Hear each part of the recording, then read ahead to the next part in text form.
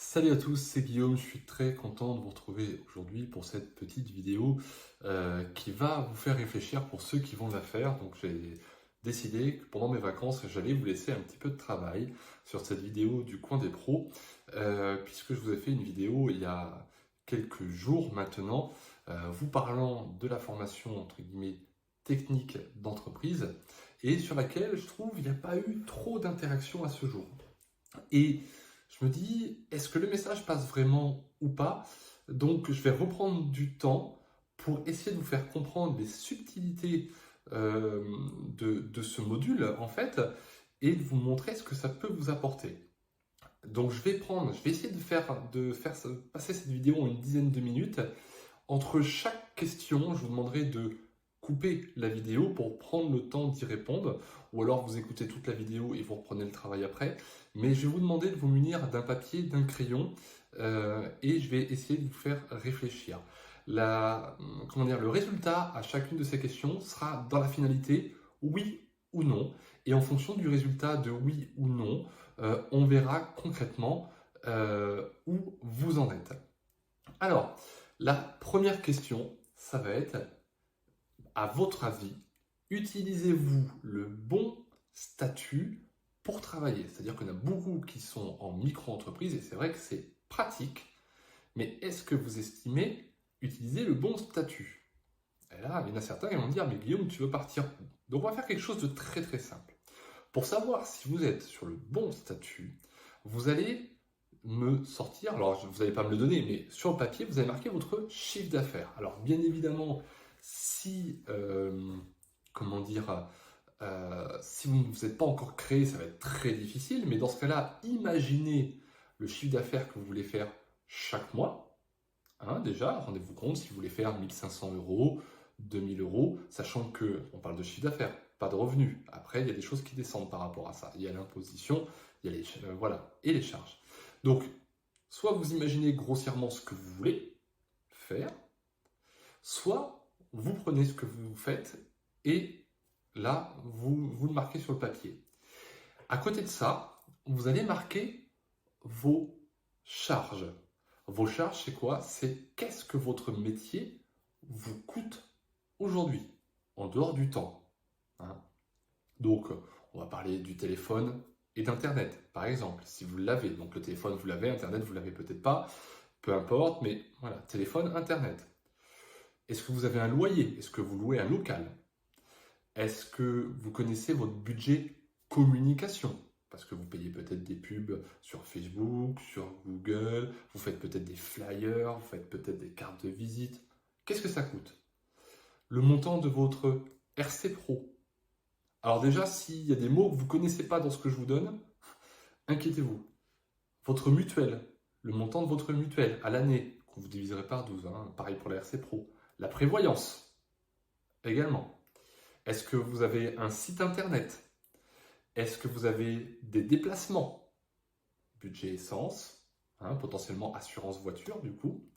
Est-ce que vous avez des frais de pressing? Ça dépend de votre métier. Si vous êtes massothérapeute et que vous utilisez de l'huile, des serviettes et tout ça, ben les serviettes, frais de pressing. Vous allez me dire, ah ouais, mais moi je les fais chez moi. Oui, mais est-ce que vous savez ce que ça vous coûte? Euh, le montant de votre médiation à la consommation. Qu'est-ce que ça vous coûte tous les ans? Je vous rappelle que c'est obligatoire. Euh, Est-ce que vous avez du matériel, table de massage, bureau, ordinateur, imprimante et plein d'autres choses, des livres, budget formation également si vous vous financez. Est-ce que vous avez des consommables? Vous parlez de l'huile, des pierres, du papier, des... Voilà, ça peut être plein de choses. Donc, et j'en ai peut-être oublié, mais là c'était pour vous donner une grande ligne. Donc, faites le total de tout ça. Maintenant, une fois que vous avez fait le total, donc soit vous prenez votre chiffre d'affaires annuel si vous avez une année, plus et vos charges, soit vous divisez tout par 12 pour essayer d'être en mois par mois, c'est plus simple.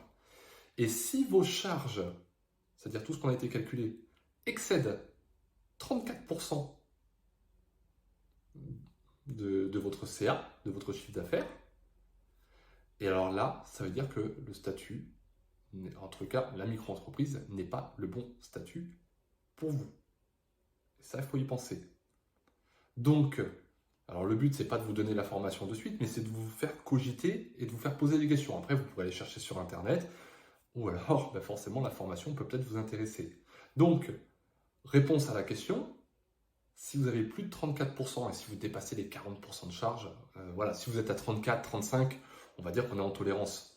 Mais si vous êtes plus proche des 38, 39, 40, 50, 60% de charge que j'ai déjà vu, alors dans ce cas-là, utilisez-vous le bon statut? Oui ou non? Est-ce que votre communication, ça c'est la deuxième question, est-ce que votre communication actuelle vous apporte des clients ou au moins des prospects? Hein? Donc là, on va faire une chose, c'est que si ça vous apporte plus de 5 clients ou prospects par mois, c'est oui, c'est cool. Si c'est moins de 5 clients ou prospects par mois, c'est peut-être compliqué. Donc on va plutôt mettre non. Troisième question, avez-vous utilisé les réseaux sociaux ou utilisez-vous les réseaux sociaux? Oui ou non? Sachant que ce n'est pas la clé de tout, les réseaux sociaux, et qu'il y a des métiers, entre autres, on ne peut pas les utiliser pour ce métier-là. Hein, il y a des métiers très spécifiques dans lesquels on n'a pas le droit de communiquer sur les réseaux sociaux. Oui, je suis d'accord. C'est pour ça qu'à la fin du quiz sur ces 6 questions, il y aura un seuil de tolérance. Êtes-vous présent sur des salons? Oui ou non? Voilà, là encore, il y a des métiers, c'est un peu compliqué. Mais, cela dit, globalement, pour tous les gens que je coach, les questions sont assez d'actualité. Autre question, l'avant-dernière. Êtes-vous capable d'établir un descriptif précis de vous et de votre prestation? Oui ou non? Parce qu'il y a des gens, des praticiens, des thérapeutes, qui ne sont pas encore capables de dire ce qu'ils font. Donc, oui, c'est cool. Non, il va falloir le bosser. Et dernière et ultime question, êtes-vous heureux dans votre métier? Forcément, tout dépendra de votre réussite globale. Donc ça, est-ce qu'aujourd'hui vous êtes heureux dans votre métier? C'est pas être heureux d'être à votre compte, c'est heureux de votre métier et de tout ce que vous avez mis en place. Voilà. Donc, le bilan, je vais réussir à faire moins de 10 minutes. Le bilan, c'est quoi? C'est que si vous êtes que sur des oui, je pense que vous n'avez vraiment pas besoin de moi. Concrètement, je ne vois pas ce que je peux vous apporter de plus. Il y a peut-être des petites connaissances en plus, mais voilà. On va dire que jusqu'à 4 oui, bon, il y a matière à apprendre peut-être des choses, mais globalement, vous pouvez mener votre barque. Par contre, si vous avez moins de 4 oui, je me poserai sérieusement la question sur le contenu de la formation et ce qu'elle peut vous apporter. Écoutez, moi j'attends l'échange avec vous. J'espère que ce travail va vous aider. Vous avez déjà pas mal d'axes pour vous développer sans pour autant aller vivre une formation. Moi, c'est des points que j'utilise dans ma formation, oui. À la fois, ce n'est pas parole d'évangile, qu'on soit bien d'accord. Ce sont des choses qui fonctionnent pour moi, qui fonctionnent pour d'autres, qui sont basées sur plus de 20 ans de métier, sur lequel je me suis adapté progressivement et j'ai testé des choses et je suis allé me renseigner auprès de personnes qui forment également, et c'est pour ça que je continue à suivre des formations pour étoffer les miennes. Mais voilà, vous avez une base, vous me direz ce que vous en pensez et si ce travail vous a aidé. Allez, je vous dis à très bientôt dans une autre vidéo.